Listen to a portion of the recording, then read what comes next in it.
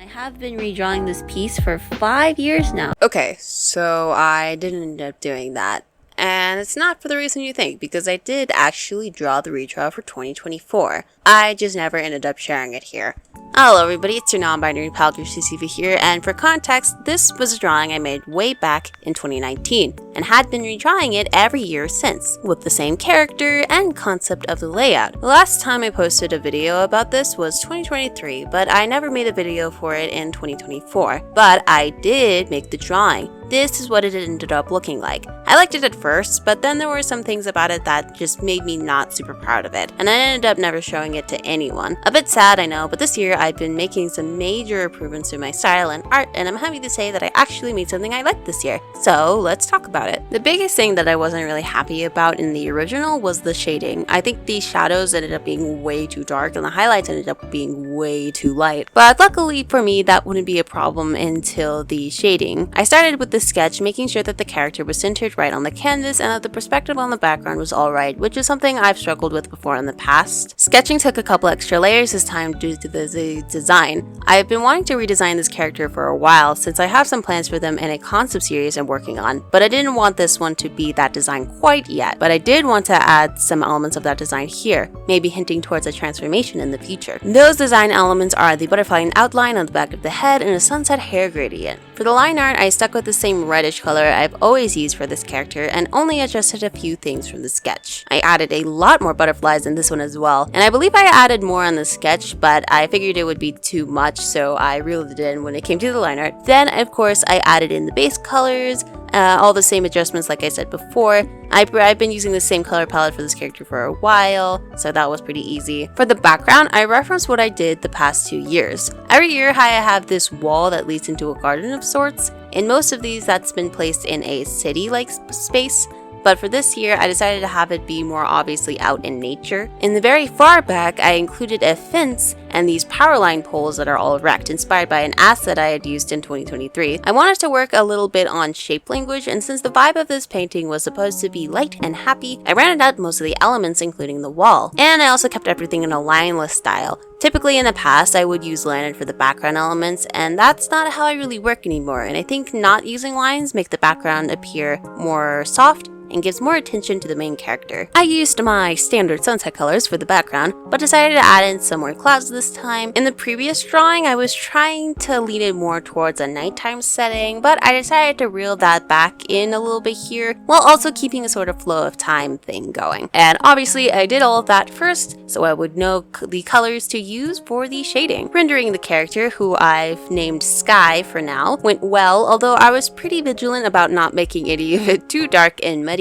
Fortunately, I think with my current rendering style and the layer modes I tend to use, that it lends itself well to everything being pretty bright and saturated, but obviously not too bright and blown out either. I didn't want that to be an issue as well. And I also utilized quite a bit of overpainting to fix any mistakes and just make everything look a little more clean but textured. After rendering them, I went back to the background to finish shading there, which didn't take much time at all. I typically just use 2 layers for each element, sometimes just a highlight layer if the element is dark enough. I spent a bit more time on the grass trying to make sure it had enough depth to it. And I used these really cool grass brush for the blades, and I decided to add a bit more, so I used this cool mushroom brush, which I had gotten for a different project, to add in some more foliage. I also did a bit more texture on the wall, and to give it the overgrown look rather than like hand drawing some vines like I would typically do, I used some of those same brushes that I used on the ground and placed them on the wall. The tree was also much easier to create this time due to the fact that I finally remade my favorite leaf brush.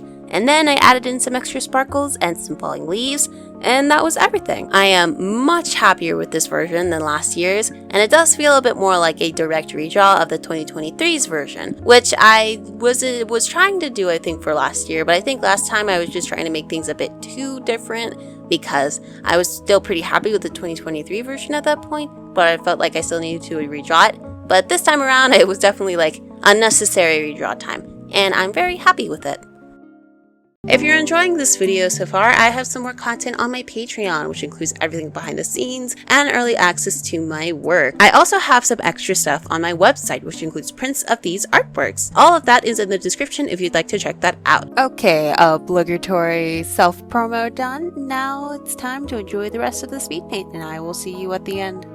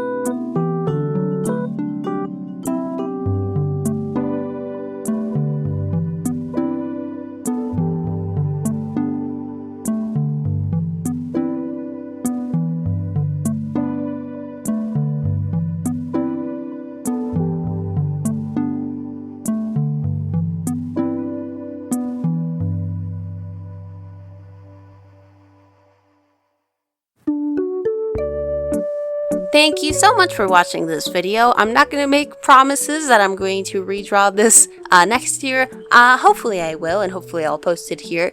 But if not, I have a ton of other videos that you can check out. Like I said, I also have my Patreon that you can check out as well in the description, as well as my website and my comics in the description below. And I have a special project coming out. I know I've talked about Gateways before. That's going to be my next official comic project. But I also have a super special sort of social media thing that I'm working on, and I'm hoping to have released soon and to be able to talk about that. So yeah. Also, thanks again so much to Gibbous Rat. I still don't know if I'm saying that right, but still, thank you so much for being a Star Tier Patreon member. And if you want to have your username shout out on the end of my videos too, you can also consider signing up if you would like to. That is everything from me. I will see you in the next video. Bye!